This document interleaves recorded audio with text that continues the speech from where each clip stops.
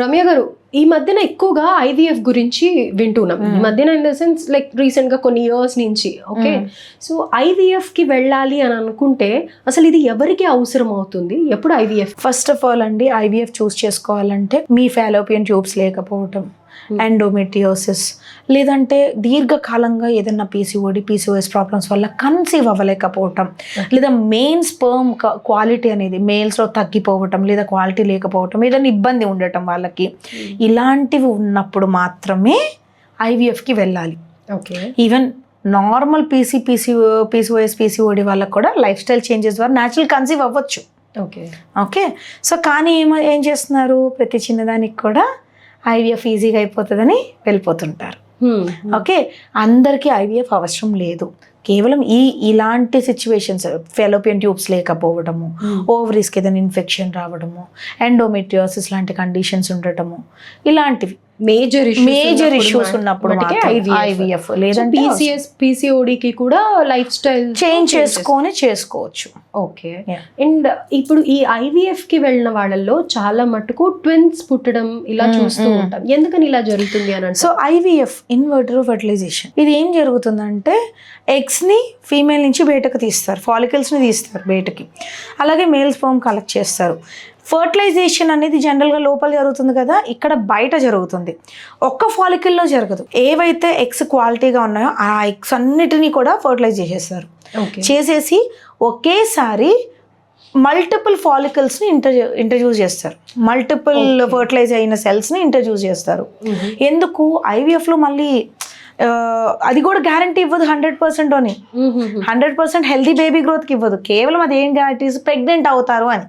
So pregnancy రావాలంటే ఇప్పుడు ఒక ఫాలికల్ అయినా వర్క్ అయింది అనుకో, ప్రెగ్నెన్సీ అవుతారు కదా, అందుకని మల్టిపుల్గా లోపలికి రిలీజ్ చేస్తారు. ఇలా రిలీజ్ మల్టిపుల్గా జరగటం వల్ల ఏమవుతుంది, ట్విన్స్ వచ్చే అవకాశం ఎక్కువ ఉంటుంది. ఎందుకంటే ఒక్క ఫాలికల్ వచ్చింది అనుకోండి, వన్ కైండ్ ఆఫ్ బేబీ, వాళ్ళకి ఒక్క బేబీ వస్తుంది. ఇప్పుడు మల్టిపుల్ ఫర్టిలైజ్డ్ ఎగ్స్ మనం లోపల పెట్టామనుకోండి, ఏమవుతుంది, 1, 2 ట్రిప్లెట్స్, కొన్నిసార్లు క్వార్టర్ ప్లేట్స్ కూడా వచ్చే అవకాశం ఉంటుంది. 4 ఎగ్స్ ఒకేసారి 4 ఫర్టిలైజ్డ్ ఎగ్స్ ఇంట్రడ్యూస్ చేశారు, మేల్లో ఫీమేల్లో ట్రాన్స్ప్లాంట్ చేశారు, అన్నీ వర్కౌట్ అయినాయి. 4 ఇప్పుడు క్వార్టర్ ప్లేట్స్ పడతారు. ఓకే, అదే 2 పెట్టారు, 2 వర్కౌట్ అయినాయి. సో అలా అవుతుంది. సో దట్ ఈస్ హౌ అసలు ఇన్వర్టర్ ఫర్టిలైజేషన్ బయట జరుగుతుంది. ఆ జరిగిన ఫర్టిలైజేషన్ అయిన ఎగ్స్ ఉంటాయి కదా, వాటిని లోపల. అయితే ఈ ఐవీఎఫ్ కి వెళ్ళిన వాళ్ళు గర్భం దాల్చిన తర్వాత తీసుకోవాల్సిన జాగ్రత్తలు ఏంటి? మొట్టమొదటనండి చాలా కేర్ఫుల్గా ఉండాలి. ప్రెగ్నెన్సీ కన్ఫర్మ్ అయ్యేంత వరకు ఏదైతే డాక్టర్ జాగ్రత్తలు చెప్తారో ఆ జాగ్రత్తలు పాటించండి. అంటే నార్మల్ వాళ్ళకి వీళ్ళకి అంత డిఫరెన్స్ ఉంటుందా?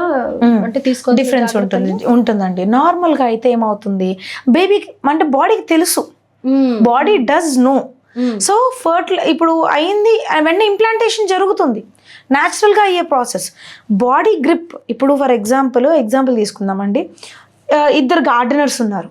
ఓకే, ఒక గార్డెనర్ ఏం చేస్తాడు, అవసరమైనంత వరకు మొక్కలకు నీళ్ళు పెడతారు, రిమైనింగ్ వదిలేస్తాడు. ఇంకొక గార్డెనర్ ఓవర్ ప్రొటెక్టివ్, అంటే ఏంటి, దానికి రోజు కట్ చేయటము, దానికి అన్ని న్యూట్రియంట్స్ ఇదే అందించటము, సన్లైట్ కావాల్సిన సన్లైట్లో పెట్టడం, ఇవన్నీ చేస్తారు. ఒక తుఫాన్ వచ్చింది, ఏది స్ట్రాంగ్గా నిలిస్తే ఏ గార్డెన్? ఫస్ట్ వన్నే. ఎందుకు, ఎంతవరకు అంతవరకు ప్రొవైడ్ చేశారు, రిమైనింగ్ అది స్ట్రాంగ్గా ఉండటానికి రూట్స్ అన్నీ దానికి తెలుసు, అమ్మో నేను స్ట్రాంగ్గా ఉండాలని, దానికి అది డెవలప్ అవుతుంది, రూట్స్ని బిల్డ్ చేసుకుంటుంది. ఇక్కడ వాళ్ళే చేస్తారులే అని చెప్పేసి ఆ ట్రీ నార్మల్గా ఉంటుంది. అంటే ఇది ఒక ఫారెన్ బాడీ లాగా ట్రీట్ చేస్తుంది.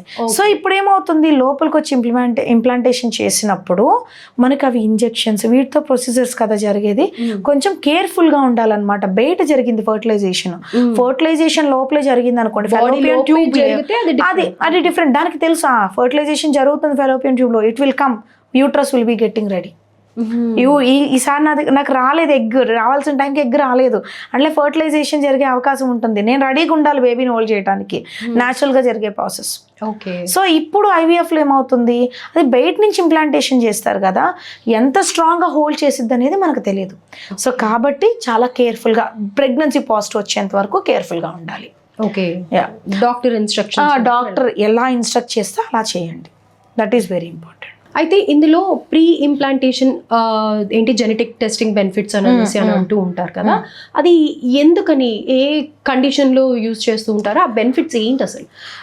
ఇందాక మనం ఇంతకుముందు మనం మేనరికం గురించి మాట్లాడుకున్నాం, గుర్తుందా అండి? ఇప్పుడు కొన్నిసార్లు ఏమవుతుందంటే మేనరికంలో కొన్ని జన్యువులు బాగుండవు, అంటే కొన్ని డిసీజ్ని క్యారీ చేస్తుంటారు.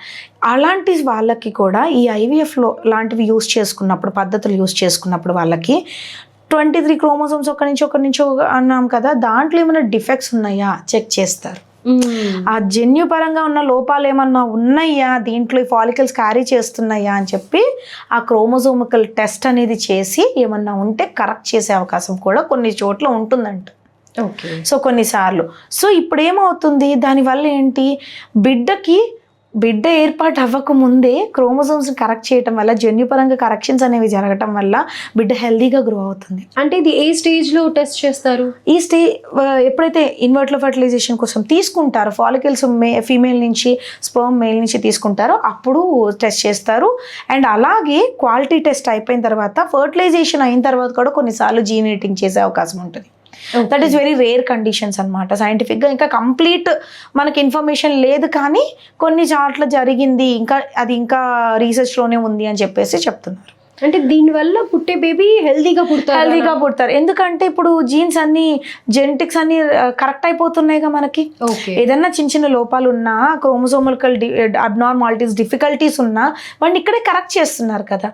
ఏమన్నా లోపాలు, ఓహో ఇక్కడ లోపం ఉంది, సో ఇది కరెక్ట్ కాదు, ఈ ఫాలికల్స్ కరెక్ట్ కాదు, సో ఇవి ఫర్టిలైజ్ చేయొద్దు, ఈ ఫర్టిలైజేషన్ ఆపేద్దాం, వేరే మళ్ళీ తీసుకుందాం. సో తెలిసిపోతుంది ఎట్లా ఉంది, వేరే ఇంకా రిమైనింగ్ ఫాలికల్స్ టెస్ట్ చేద్దామని ఏవైతే కరెక్ట్గా ఉన్నాయో ఫాలికల్స్ క్వాలిటీని బట్టి వాళ్ళు చూస్ చేసుకునే అవకాశం ఉంటుంది. ఓకే. ఐవీఎఫ్లో ఇది ఒక ఆప్షన్ మనకి బెస్ట్ థింగ్ అనమాట. ఓకే. సో న్యాచురల్ ప్రెగ్నెన్సీ కంటే కూడా ఇందులో టెస్టింగ్ అనేవి ఉంటాయి కాబట్టి ఒక హెల్దీ బేబీని డెలివరీ చేయడానికి, అంటే న్యాచురల్ ప్రెగ్నెన్సీ మీద ఇది బెస్ట్ అని మనం చెప్పలేం. But one of the option. ఇప్పుడు ఐవీఎఫ్కి వెళ్ళే వాళ్ళకి ఒక ఆప్షన్ లాగా ఇది ఉంటుంది అన్నమాట. అంటే ఎలా ఉంటుందో ఏమో చాలా డైలమా ఉంటుంది. ఇప్పుడు మనకి యూజువల్లీ ఐవీఎఫ్కి ఎందుకు వెళ్తాము, ఏదైనా లోపాలు ఉంటేనే కదా వాళ్ళలో, మదర్లో కానీ ఫాదర్లో. సో అబ్నార్మాలిటీస్ ఏంటో క్వాలిటీ టెస్టింగ్లో మనకు తెలిసిపోయింది అనుకోండి, అప్పుడు అది న్యాచురల్గా హెల్దీ ఉన్న వాళ్ళకి ఆ టెస్ట్లు అవసరంలా, హెల్దీగా ఉన్నారు కాబట్టి న్యాచురల్గా కన్సీవ్ అయిపోయారు, చాలా ప్రశాంతం. ఆ ఐవీఎఫ్ కూడా చాలా ఇబ్బందులు అండి. ఇంజెక్షన్స్ పొట్టక చేస్తారు, తీస్తారు, నరకం అనుభవిస్తారు. ఐవీఎఫ్ ఏమో అంత ఈజీ కాదు. Lakhs of money, lakhs of physical and mental torture. Okay. అదే. సో వినటానికి చాలా సింపుల్ అంటారు, కానీ వాళ్ళు పడే కపుల్ ఇద్దరు కూడా చాలా ఇబ్బంది పడతారు అన్నమాట. మేల్ కంటే ఫీమేల్. చెప్పండి. ఓకే. ఇప్పుడు చెప్పండి, దీనివల్ల ఛాన్సెస్ అనేది తక్కువగా ఉంటాయి అంటారు, ఇంకెలాంటి ప్రాబ్లం అయితే రాదని అని అంటారా? మరి అలాంటి ప్రాబ్లం రాదు అని మనం చెప్పలేం. ఇప్పుడు ఎంతవరకు ఏదైనా సరే మనం తెలుస్తున్నామంటే ఎక్కడో ఏదో ఒకటి మిస్టేక్ జరుగుతుంది, చెప్పలేం. ఇప్పుడు కొన్నిసార్లు ట్విన్స్ అంటాం, ఎక్కువ ట్విన్స్, కొన్నిసార్లు ట్విన్స్ రారు. ఫస్ట్ ట్విన్స్ అంటారు, తర్వాత ట్విన్ కలిసిపోతుంది, ఒక్కళ్ళే ఉంటారు. అలాంటి ప్రికాషనర్ గా పనికొస్తుంది అంతే. అంతేకాని ఇదేమి డైరెక్ట్ గా జీన్ మొత్తం అంతా చేంజ్ చేసేసి, అండ్ మనకి జెనెటికల్ ఇంజనీరింగ్ లో చెప్తారు కదా, మాది మూవీలో కూడా, మూవీస్ లో చాలా చోట్ల చూస్తుంటాం, ఈ జీన్ ఒకళ్ళది కావాలి, కలర్ ఇలా రావాలి, ఇలాంటివన్నీ ఏం జరగవు. కానీ నార్మల్ గా హెల్దీ బేబీ ఉందా, ఫాలికల్ ఎలా ఉంది, ఎగ్ క్వాలిటీ ఉందా, స్పర్మ్ క్వాలిటీ ఉందా, వీళ్ళ క్వాలిటీ నుంచి ఎలాంటి బేబీస్ వచ్చే అవకాశం ఉంటుంది, వాళ్ళకి ఏమైనా జన్యుపరంగా లోపాలు, ఇలాంటివి చిన్నవి తెలుసుకోవటమే. మళ్ళీ లోపల ప్రెగ్నెన్సీ ఏర్పడిన తర్వాత మళ్ళీ స్కాన్స్ అన్నిటి ద్వారా ఏమన్నా బయటపడే అవకాశం ఉంటుంది. అప్పుడు బయటపడే వేరు, ఇప్పుడు బయటపడే వేరు అనమాట. ఓకే, రైట్ రమ్య గారు, thank you so much for the good information. Thank you.